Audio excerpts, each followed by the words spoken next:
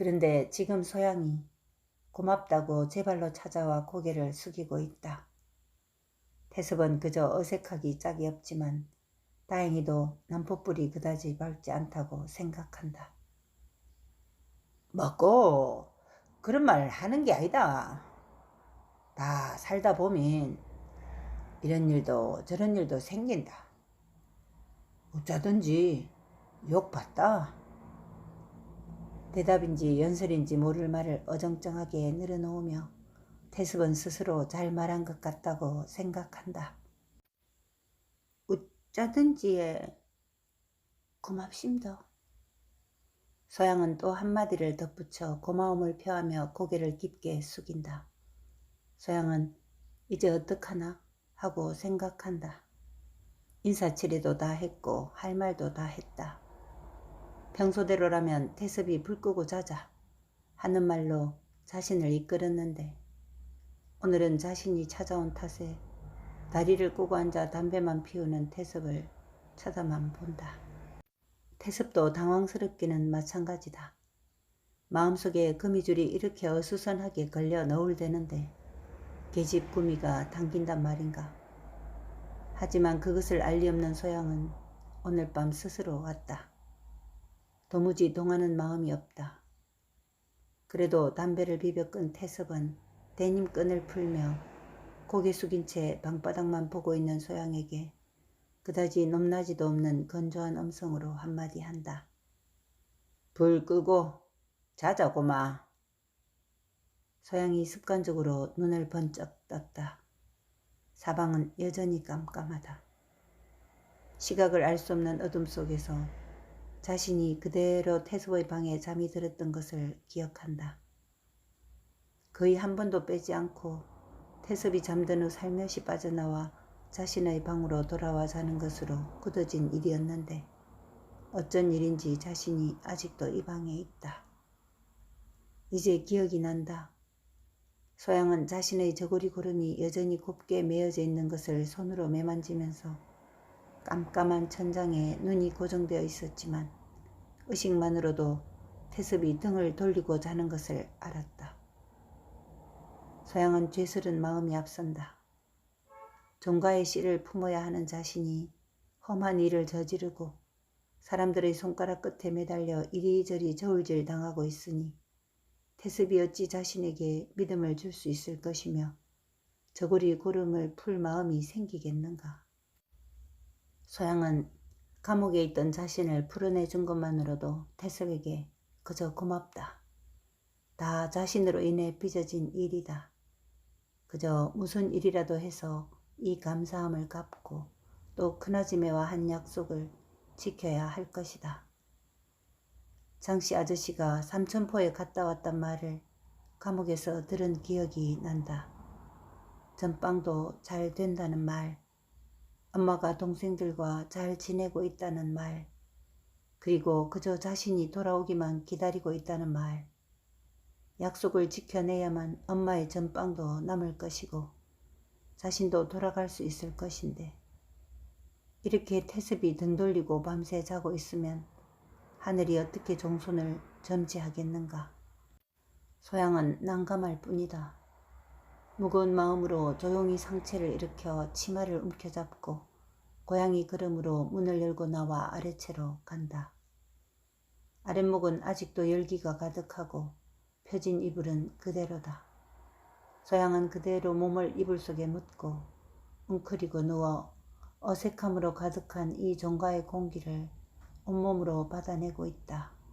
흙벽 하나를 사이에 둔 장서방의 방에서 인기척이 들리더니 장씨가 문을 열고 나온다.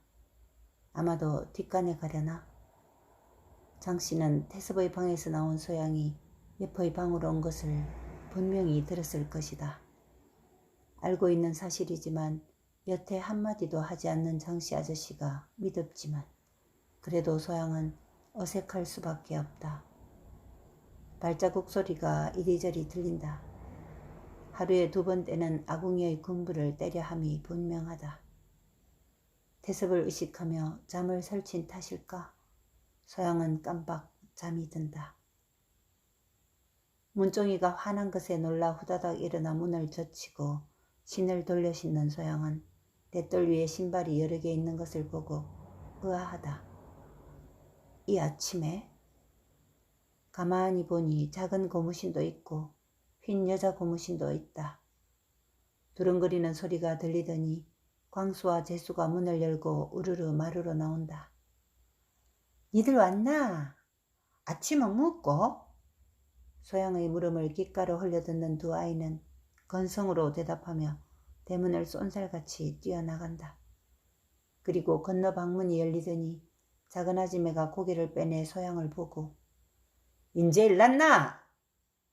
네, 니 피곤한 거 알고 안 깨웠다? 좀 들었나? 머리를 매만지며 걷는 방으로 들어가니 광수 아버지, 장씨 아저씨, 그리고 작은 아지매가 앉아있다. 또 그라있겠네. 오늘 장서방하고 태광이 니가 사당을 청소하고 내일이 함창 장날아이가 대목장이다. 재수씨도 같이 가이소. 아무캐도 여자가 봐야 물건을 지대로 살 거 아닙니까? 안 식구가 요번에 오기는 힘들 깁니다. 지난번에 갈 때 한 말도 있고 아마도 이번 명절에는 장인 장모 산소도 보고 올 깁니다. 가있게네. 재수씨가 들어서 이번 제사는 좀 챙기도록 하이소. 태섭이 음력설을 코앞에 두고 식구들을 모아놓고 당부를 하고 있다. 늘 마누라가 하던 일이다. 태섭은 그저 건네주는 망건을 쓰고 도포나 입고 제주 노릇하는 것이 전부였지만 올해는 마누라가 서울에 가고 없다. 씨를 잘 내리라고 자리까지 내주고 갔는데 요 며칠 사이에 어수선 한 통에 태섭은 마음이 산란하다. 보통이라면 종부가 설에 종가를 비운다는 것이 말도 안 되지만 이번에는 좀 다르다. 조상과 집안을 위해 후손을 본다는 것은 그저 제사 한번 그른다는 것과 비교도 되지 않는다. 이 방 안에 있는 식구들은 모두 암시적으로 상황을 다 알고 있는 참이다. 소양아, 니는 오늘 내캉 제기들 좀 닦자. 그 다음에 내일 장날에 뭐가 필요한지 광을 뒤져봐야 안 알겠나? 오늘 할 일이 많다잉. 퍼뜩 나가자잉. 예? 큰 엉덩이를 치켜 올리며 일어서는 작은 아지매를 따라 문을 나서는 소양은 도무지 지금 시간이 어떻게 되었는지 모르겠다. 아침을 준비하지 못한 상황이라 눈치가 많이 보인다. 아지매의 마루 중간에 있는 광문을 열어 젖히는 광수애미를 보고 소양이 낮은 소리로 부른다. 와! 대답을 하면서도 광 속에서 눈을 이리저리 휘둘러대는 작은 아지매다. 안방 형님이 없는 탓에 광 속을 내 마음대로 훑어볼 수가 있어서 광수애미는 신이 나 있다. 아침은 잡사십니까?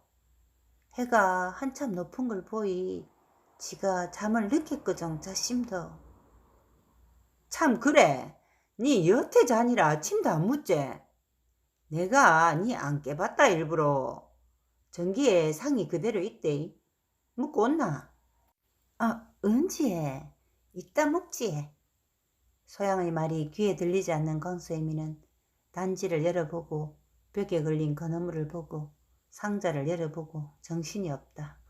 양과자가 상자 속에 가추 담겨 있고 마른 황태, 찢어놓은 황태, 보리 속에 묻힌 조기, 빨갛게 마른 육포, 아담한 단지 속에 있는 토종꿀 하며 분이 뽀얗게 핀 꽃감을 보고 욕심이 동한 광수애미는 살림을 거들낼 판이다. 큰 나무 한 지박을 꺼내놓고 이것저것 주섬주섬 담는다. 꿀은 손가락으로 푹 찔러 입에 넣고 꽃감은 빼내어 소양에게도 하나 내민다. 니도 뭐 봐라. 맛이 그마이다. 제기를 꺼내 닦는다던 일은 뒤로 밀쳐놓고 이참에 별채에 먹을거리를 가득 챙겨갈 심산이다. 장수방은 태광과 같이 동네 모퉁이에 있는 사당에 들어선다. 외문의 녹이 쓴 문고리는 잠겨있지 않다. 한 번도 잠근 적이 없다. 아이나 어른이나 이 사당에 발을 들여놓을 생각은 아무도 하지 않기 때문에 아예 자물쇠도 없다. 장씨, 내는 신주하고 신주 때 청소할게. 장씨는 거미줄부터 걷소. 그러지요.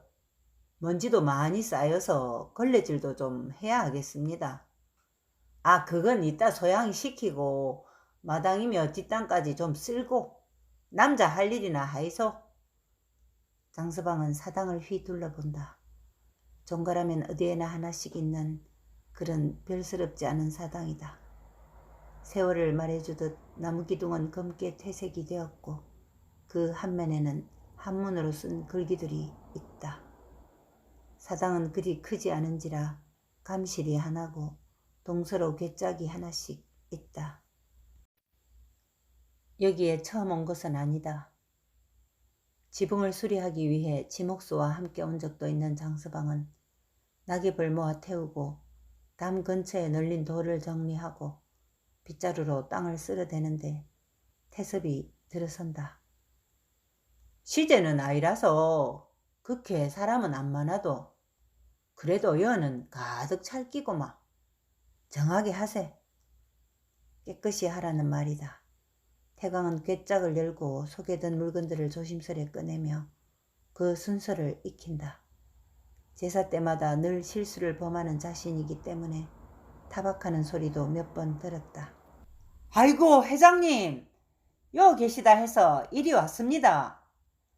누군가 큰 소리로 말하며 외문을 들어서는데 뒤에 순경옷을 입은 자가 둘이나 따라 들어온다. 태섭은 뒷짐을 지고 지붕의 기와를 살펴보고 있다가 말소리에 고개를 돌려보니 양복을 잘 차려입은 자가 들어서고 있다. 예? 누구신지? 뒤에 서있던 순경 하나가 태섭의 앞으로 한 발짝 다가와 나지기 상주 경찰서장님입니다. 하고는 도로 뒤로 한 발 물러선다. 아이고 뭐하러 육거정 공무가 다 망하실 낀데. 참, 춥심더. 여기서 이럴 게 아니고 저 집으로 가입시다. 태섭이 먼저 나서는 몸짓을 하자 서장은 허리를 고추세워 뒷짐을 지고 사당을 올려다보며 찬사를 늘어놓는다. 와, 역시 함령김씨 종가답군요. 조상을 이리도 정성으로 돌보시니 후손들이 어찌 잘 안되겠습니까?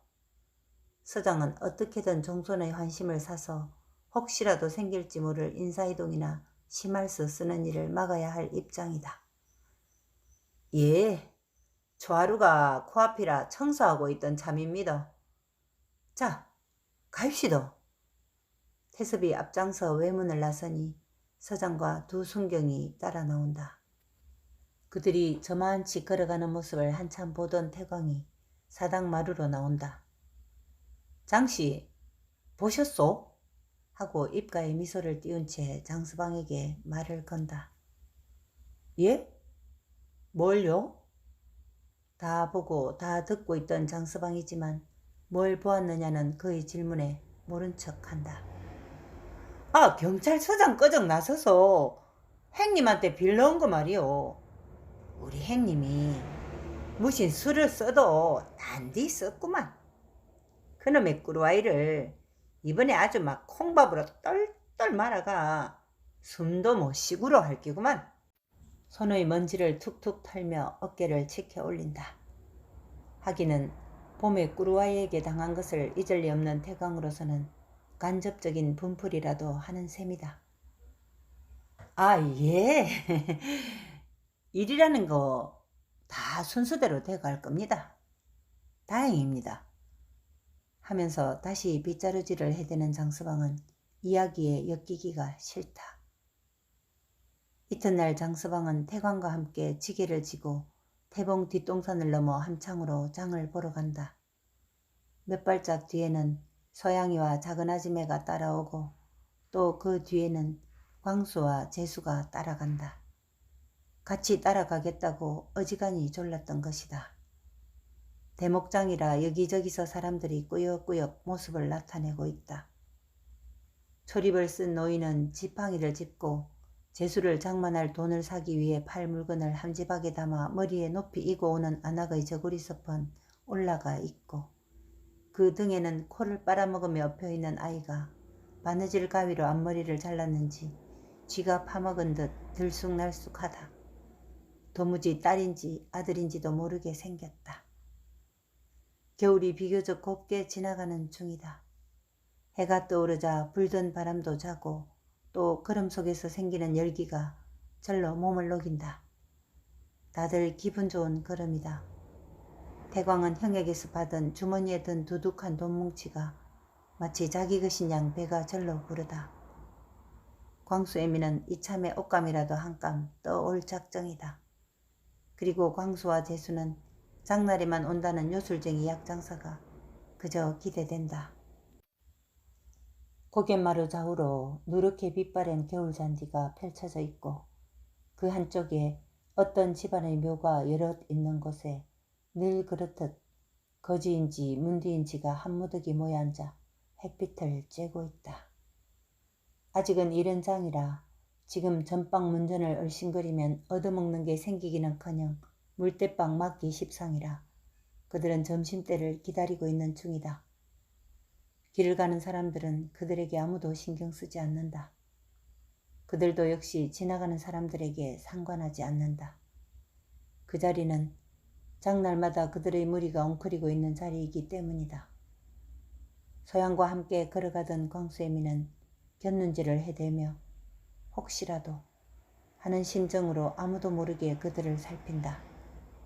서양을 힐끗 보지만 서양은 그저 발뿌리에 돌 차이는 것이 더 걱정인지 땅을 열심히 보며 걷는다. 또다시 살펴보지만 찾는 얼굴이 안 보인다. 장은 크게 열렸다. 옷을 파는 사람들은 길을 거의 점령하다시피 늘어놓았고, 어물전은 어물전대로, 자파상은 또 자파상대로 땅에 광목을 펴놓고 온갖 것들을 펼쳐 놓았다. 보소! 광수 아버지! 내 좀 보소! 광수애미가 서방의 옷깃을 잡아채며 부른다. 와! 구경에 눈이 팔려있던 태광이 대답만 하고 다시 구경에 눈을 판다. 그 돈 이리 주고 당신은 어디 가 있다가 우리가 장 다 보고 나면 그때 보입시다. 내는 사나아들이 장 보러 기웃기웃 하는 기 보기 안 좋습디다. 하며 손바닥을 펼쳐내 보인다. 어이? 당신이 와. 내가 따라댕기면서 돈 주면 될 낀데? 아, 시끄럽소구마. 남자가 뭐하구로? 응? 여자들 물건 사는데 챙기나고 그러면 못십니다. 저 가서 술이나 한잔 하면서 기다리소. 꼬마 돈 내놓으소 이리. 술 마신다고 타박할 때는 언제고 오늘은 선심 쓰고 있는 마누라가 이상하다. 니 이 돈으로 뭐 할라고 하나? 맹심해라. 이 돈은 조상님들 모시는 재수 살 돈이다잉. 한마디 거창하게 내놓은 태광은 못 이기는 척 옆으로 돌아서 돈다발을 숨기며 꺼내는데 광수애미가 언제 다가왔는지 손에서 돈을 확 낚아채버린다. 이게 뭐하는 기고 지금? 돈을 통째로 뺏긴 태광은 금방 벌건 얼굴로 소리를 지른다. 광수애미는 들은 척도 안 하고 지전 두어 장을 빼내 태광에게 주며 여 있어. 이걸로 한잔하고 있으소. 저기 목전에 있는 주막으로 갈 끼니 그거 있으소. 서양아 가재. 하고는 뒤도 안 보고 걸어가 버린다. 장서방은 씩 웃으며 태광을 한번 보고는 그 뒤를 따라가고 광수 재수도 똘랑거리며 토끼 걸음으로 엄마를 따라잡는다. 광수 재수에게는 지전 한 장을 쥐어주고 놀다가 점심때 아버지 있는 데로 오라 했다. 장서방은 산 물건들을 받아 지게 위에 올리고 복잡한 사람들 틈을 이리저리 피하며 걷는다. 광수애미는 돈 쓰는 재미를 톡톡히 보고 있다. 언제 이렇게 마음 놓고 지전을 써보았는지 기억에도 없다. 그저 눈에 띄면 사고 또 돌아다니고 마음이 동하면 사고 또 기웃거린다. 한참을 정신 팔고 다니다가 어느새 끝자락까지 온 광수애미는 문득 한쪽에서 우중충하게 몰려있는 문디무리를 본다. 가까운 지척이라 눈썹이 없는 그들을 금방 구분할 수 있다. 그런데 안 보인다. 오라버니가 없는 것이다. 하긴 안 보일 수도 있고 또 딴 패거리일 수도 있다. 하지만 늘 이 근처에서 돌아다니는 패거리들이 많지 않을 텐데 안 보인다. 그럼 지난번에 다시는 네 앞에 안 나타날 기다 하고 간 후로 어디 다른 곳으로 갔단 말인가. 뒤를 한번 힐끔 보고 장서방이 쪼그리고 앉아 박람을 구경에 빠진 걸 본 후 조용히 소양에게 말한다.